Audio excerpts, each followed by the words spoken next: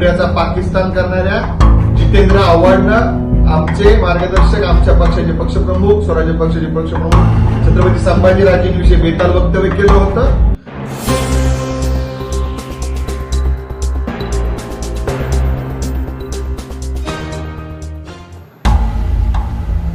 अस्सलाम वालेकुम दोस्तों, मैं अब्दुल रहीम खान आप सभी का स्वागत करता हूं खिलाफत टाइम्स में। जितेंद्र आव्हाड पर जो हमला हुआ स्वराज्य संघटना के कार्यकर्ता ने किया, छत्रपति संभाजी राजे यांचं रक्त हिरवा है, ऐसे जितेंद्र आव्हाड ने कहा। और उसके बाद जो हुआ आपके सामने, इस घटना की जिम्मेदारी स्वराज्य संघटना ने ली है। इसके बाद जितेंद्र आव्हाड ने प्रेस कॉन्फ्रेंस ली। आइए देखते हैं इस प्रेस कॉन्फ्रेंस में उन्होंने क्या कहा।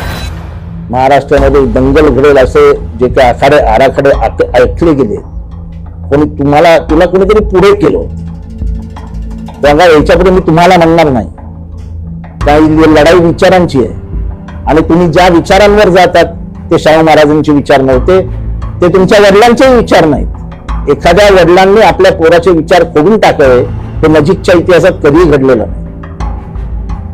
म्हणजे हे बेदखल केल्यासारखं आहे. वडिलांनी तुमचा निषेध करणं म्हणजे तुम्हाला बेदखल करण्यासारखं आहे.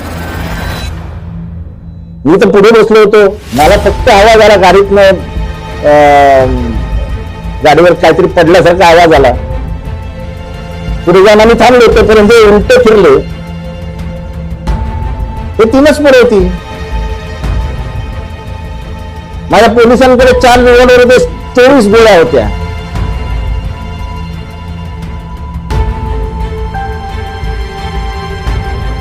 चार पोलीस होते.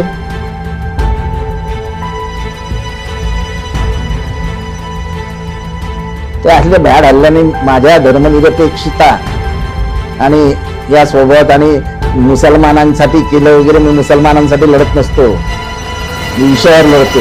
गजापूरमध्ये जेव्हा तुम्ही मस्जिद तोडली तेव्हा तिथे फक्त हिंदू राहत नाही, मुसलमान राहत नाहीत, तिथे हिंदू राहतात 80% आणि ते एकोप्याने राहतात. तुमचे सगळे सण एकोप्याने साजरे केले जातात. ही कोल्हापूरची परंपरा आहे.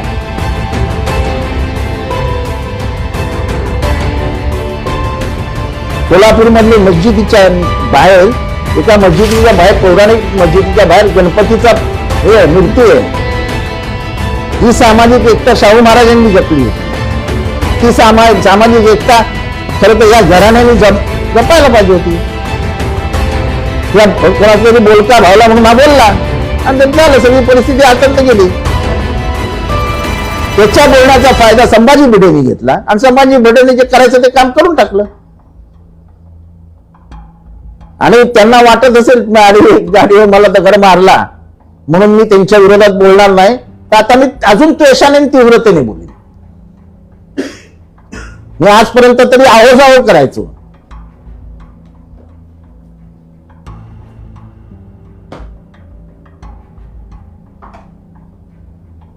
तुम्ही विचाराने चुकलात, तुम्ही शाहू महाराजांचे विचार सोडलेत, आम्ही नाही सोडले.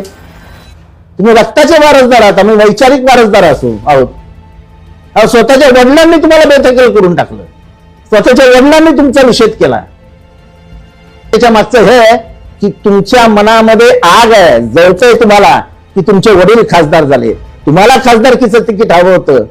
सगळ्या पक्षांच्या दरवाज्यात जाऊन आले तुम्ही, त्यांनी तिकीट न दिल्यामुळे आणि आपले वडील खासदार झाले, त्याच्यातनं तुम्हाला जो आग लागली ना, त्याच्यातनं तुम्ही हे सगळे बेताल वक्तव्य करतात आणि बेताल वागतात.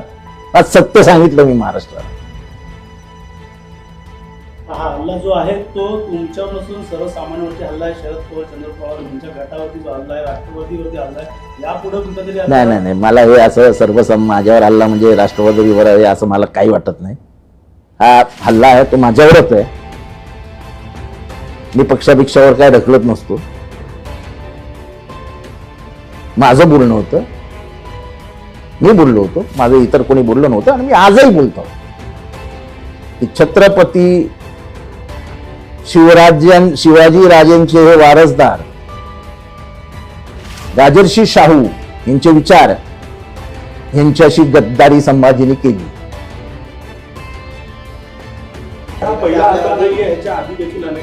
हे ठीक आहे ना, चालतात. म्हणजे पुरोगामित्वासाठी ओळखली जाते. संविधान ज्यांच्यावरती लिहिले गेले, अख्ख्या संविधानाचा मूळ बेस हे फुले शाहू आहेत. त्यांच्या वारसदारांनी दंगल घडवण्यासाठी एक पाऊल पुढे टाकावं यांना शोभणारच आहे. ठीक आहे, निवडणुकांसाठी काही कोण करत नाही, मी तरी करत नाहीत. त्यांनी काय केलं असेल मला त्याची काळजी नाही. तुमचा आवाज दाबण्याचा प्रयत्न केला जातो का आणि तुम्ही माफी मागा असं देखील वारंवार माफी तर मी मेलो तरी मागणार नाही. मी मेलो तरी माफी मागणार. माफी त्यांनी मागितली पाहिजे महाराष्ट्राची, की त्यांच्यामुळे पहिल्यांदा एक मस्जिद पडली आणि मी त्याच्यासाठी बोलतोय. मला छत्रपतींच्या विरोधात किंवा त्यांच्या बाजूने काही घेणं देणं पण नाही. तुमची लढाई विचारायची असं माझी लढाई विचारांचीच आहे. तुम्ही ज्या पद्धतीने वागलात, तुम्ही ज्या पद्धतीने बोललात, त्याच्यामुळे तिथे संधी मिळाली. मी हे म्हणत नाही की त्यांनी मस्जिद तोडली, पण त्यांनी संधी दिली दुसऱ्या टोळक्याला वरती घुसायची. त्यांच्या आड हा हल्ला झाला, त्याला ते जबाबदार आहेत, ते आरोपी आहेत.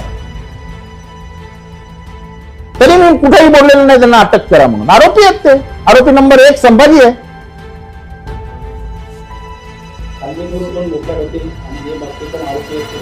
नाही, पोलिसांकडनं काय अपेक्षा नाही आहेत माझ्या.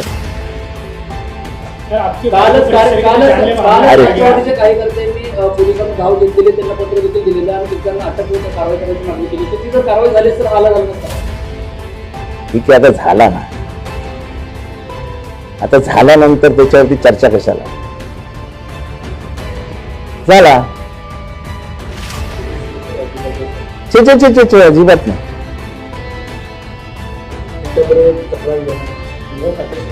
मी अजिबात माझी कोणाविरुद्धही तक्रार नाही. मी तक्रार करणार नाही. मी काहीही करणार नाही.